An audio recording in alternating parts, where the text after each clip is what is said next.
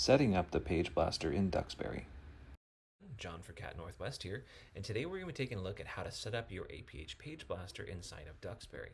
Now, this video is going to kind of assume that you've done your initial embosser installation and you're ready to configure it inside Duxbury.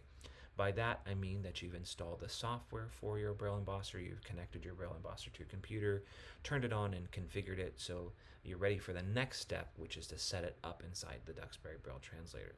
So that's assuming that you've done that. If you have not, we'll have some setup instructions coming forthwith on how to do that part of things. But if you've got all that done and you're ready to get it set up inside Duxbury, this video is for you.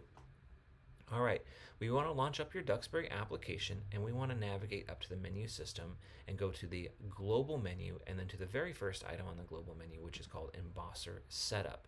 On Windows, I think you can press Alt-G for global and it'll take you right there. Again, very first item, you just press enter on that. Then this opens up a little window here that is called the Global Embosser Setup window.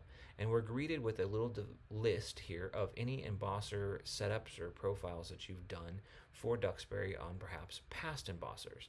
Now, if you are like me and you have no other embosser setup or you haven't used your Duxbury with another embosser yet, this list should be empty other than it says no target embosser. And so we want to navigate to the new button to add a new embosser to Duxbury.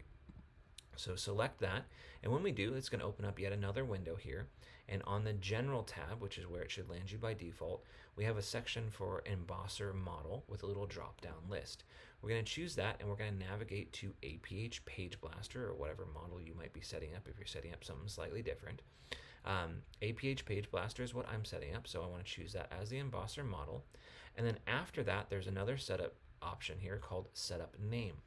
Now you can leave this blank and it will automatically call it whatever the embosser model you chose is, in my case APH PageBlaster, or if you have a different name that you would like to give your embosser. I know some people like to give their embosser name, so you can call it whatever you would like here and it will show up inside Duxbury as your preferred name, or maybe you have more than one machine and you want to call this one number 1 and that other one number 2 or something like that. You can choose your own setup name. Again, I'm going to leave mine blank because I'm perfectly happy with mine being called the APH PageBlaster. I'm going to navigate down a little bit further, and there are some output options here. And there's a few different radial buttons, and I want to make sure I want to select the one for Send to Printer. There's also one for Write to Port and one to Write to File. We don't want to do those. Those are for older model embossers. We want to choose Send to Printer. And then following that, there is a drop-down box with a list of all the different printers and embossers. Your embossers are considered a type of printer by your computer, but point being is you might see more embossers or other printers from your computer in this list, but you want to go down through and find your embosser out of the list of printers as the one it is sending to. Once you've done that, you're going to tab down through the remaining options, leave everything else on here set to default, and you're going to find and select the OK button to confirm that. Once you've done that, you're going to go back to your general global embosser setup window. And now again, that list of mine that was empty before now has the APH PageBlaster as a possible embosser for me. And you can add other embossers if you have other embossers or more than one embosser. Those can be added inside here. Again, I just got the one, so I'm going to choose that from the list. And once I have, I can go down below where there is some desired Braille formatting options. The first thing that you're asked is what paper size you want. Now, depending on your version of Duxbury, the paper sizes may be named slightly different. Like, for example, on Windows, it's called 11.5 by 11 or 11.5 by 11 for and 11 inches long. On mine, they call 11.5 by 11. They call it wide width 11 inch long. Mine has narrow width 11 inches long, which is on the same thing on Windows is called 8.5x11 or 8.5 by 11 letter size paper 11 inch long. So I've chosen wide width because I know that's 11.5 by 11. And now down below, I have an option to change characters per line and lines per page, as well as margin and binding margin and options for interpoint. Now, I want to just mention right here as we're going through is all of these different settings, your characters per line, lines per page, margins, and an endpoint, all of those, whatever you have chosen inside Duxbury will overwrite anything that you may have set on your embosser. So if you went into your embosser and you set certain margins or certain characters per lines or any of that kind of stuff, whatever you've chosen in Duxbury will overwrite what is set on the embosser, with the exception of one thing, which is the paper size. So you do want to make sure that on your embosser, you are set to use the same paper size that you are in Duxbury. Then all you have to do is change the rest of your settings, like your characters per line, lines per page, dot margin, binding margin, double-sided interpoint, that kind of stuff, all from Duxbury. You don't even have to worry about what your embosser is set to, because your embosser is going to honor your Duxbury settings and not its own settings, with the exception of, again, paper size. Keep an eye out. We have another video on how to change your paper size on your embosser if you need to do that. All right, so with your characters per line, lines per page, Duxbury will automatically suggest values for these. So for example, for 11.5 by 11 inch paper, which is what I've chosen, the Braille standard is 40 characters per line, 25 lines per page, and so Duxbury automatically fills those in. If you have a different preference besides those, you can put that in there. Down below, we have top margin in lines, and we have binding margin in characters. Now you notice that there's no option for, say, a top margin and a bottom margin. Right? There's just top margin. Or for binding margin, you notice there's no left margin and no right margin. There's just binding margin, which is usually a left margin. So with this, you kind of do a little tiny bit of math, truth be told. So I happen to know that on 11.5 by 11 inch paper, even though I'm set to only Braille 40 characters, I have a maximum of 48 characters per line I could Braille. So if I am Brailling 40, that leaves me with a remaining 8 characters of binding margin to play with. Now, if I set a binding margin of 4, that leaves basically 4 left out of those 8 as my right margin. So I'm going to do that. For a top margin, I happen to know that I can Braille a maximum of 27 lines on a page. Now again, I'm only Brailling 25 of those, which leaves me with 2 extra. And so I'll leave 1 character of top margin, and that leaves me with 1 spare character, which will end up being my bottom margin there. You can always play with these if you have personal preferences. Like I actually just chose 4 as my binding margin. For whatever reason, my preference is 3. I just like 3.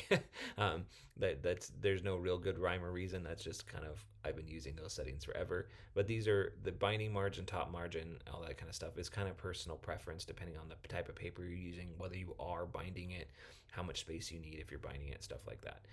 But I find 1 and for a top margin and 3 or 4 as a binding margin works really darn well, but again, choose whatever you prefer. Then the last item here to go through is emboss interpoint. If you're not familiar with the interpoint terminology, interpoint is basically Braille lingo for double-sided. So if you want to print on or Braille on both sides of the paper, leave that box checked. If you want to do single-sided embossing, uncheck that box and it will emboss single-sided. Now once you configure that the way you prefer, you simply press OK. And voila, there we are. Our embosser is set up with the settings that we like, and we're ready to basically Braille. Now, before we do that, I want to just go over one more thing because it's a very common mistake that happens, and perhaps it's happened to you. And that's if we go to the document menu to embosser setup, we have a suspiciously similar menu to our global embosser setup that we just went through.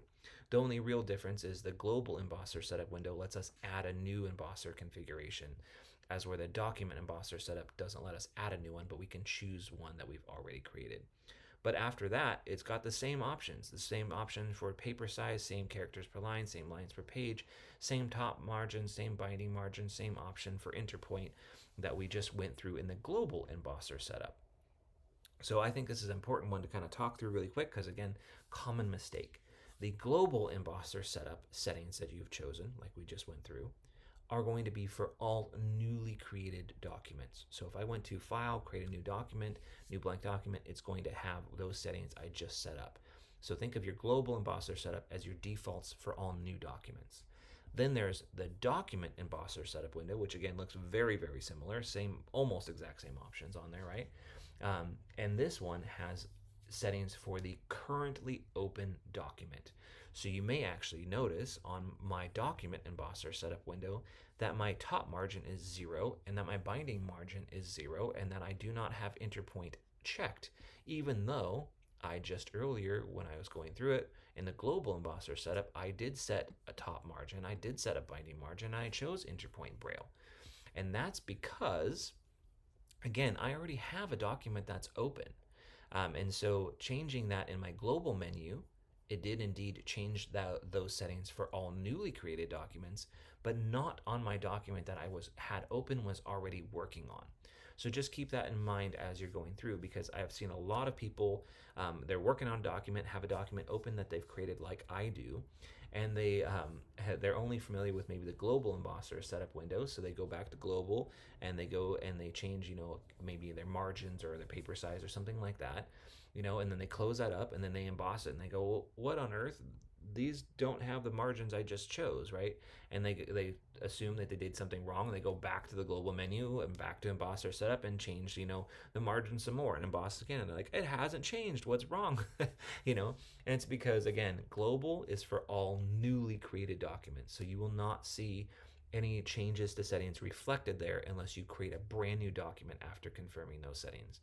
As where the document menu, a document and embosser setup menu, is for the current document you already have open. And so you need to make sure that if you want to change it for your current document, you do it under document embosser setup. And if you want to change that as your standard for all new documents, it needs to be global embosser setup. Hopefully that makes sense, but that's a common thing that happens to a lot of people. So I just wanted to cover that very quickly. Well, hopefully this video was helpful, and we'll catch you all in the next one. CATT, Center for Assistive Technology Training Northwest. The CATT program is funded by a federal appropriation and works in partnership with the American Printing House for the Blind and Alabama Institute for the Deaf and Blind. Logos: APH, AIDB, and WSSB